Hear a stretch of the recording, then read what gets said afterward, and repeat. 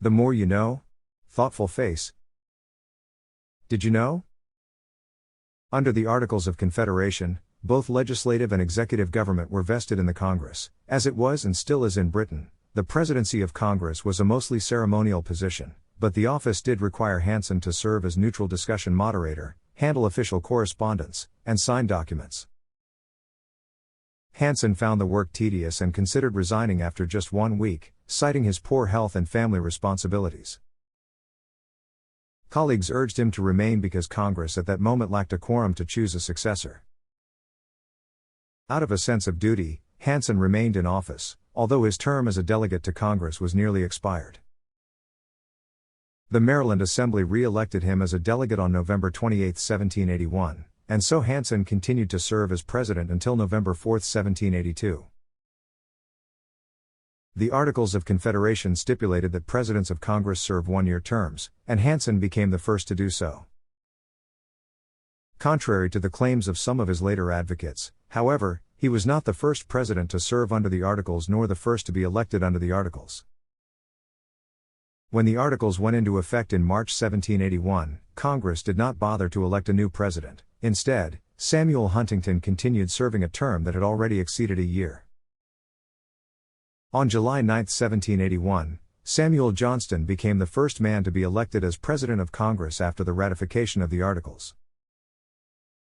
He declined the office, however, perhaps to make himself available for North Carolina's gubernatorial election. After Johnston turned down the office, Thomas McKean was elected. McKean served just a few months, resigning in October 1781 after hearing news of the British surrender at Yorktown. Congress asked him to remain in office until November, when a new session of Congress was scheduled to begin. It was in that session that Hanson began to serve his 1-year term. A highlight of Hanson's term was when George Washington presented Cornwallis's sword to Congress. Ever wonder why John Hanson Monument statue was bronze, in his skin tone living color? Thoughtful face. The bronze statue of Hanson in the National Statuary Hall collection.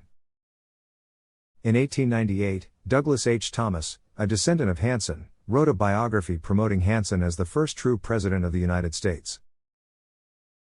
Thomas became the driving force behind the selection of Hanson as one of the 2 people who would represent Maryland in the National Statuary Hall collection in Washington, D.C.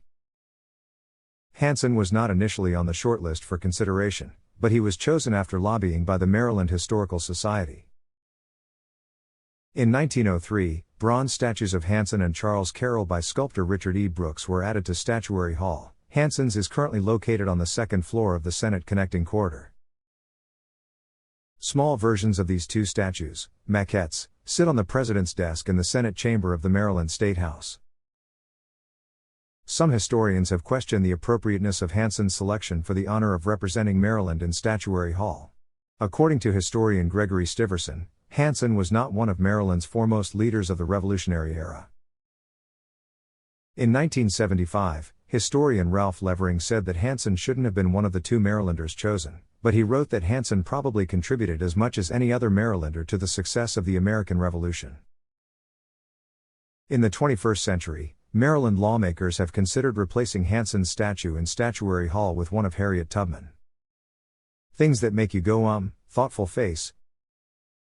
John Hanson National Memorial, located in front of the Frederick County Courthouse in Frederick, Maryland. The idea that Hanson was the forgotten first president of the United States was further promoted in a 1932 biography of Hanson by journalist Seymour Wemyss Smith. Smith's book asserts that the American Revolution had 2 primary leaders, George Washington on the battlefield and John Hanson in politics. Smith's book, like Douglas H. Thomas's 1898 book, was one of a number of biographies written seeking to promote Hanson as the first president of the United States. Regarding the opinion, historian Ralph Levering stated, "They're not biographies by professional historians, they aren't based on research into primary sources."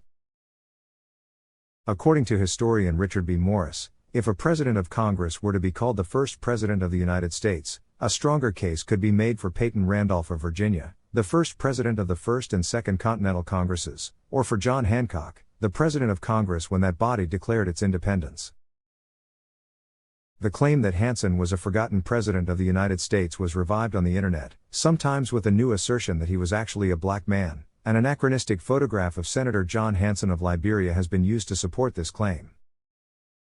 In 1972, Hanson was depicted on a 6-cent U.S. postal card, which featured his name and portrait next to the word patriot.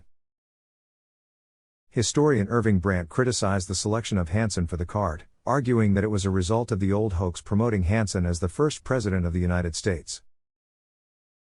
In 1981, Hanson was featured on a 20-cent U.S. postage stamp.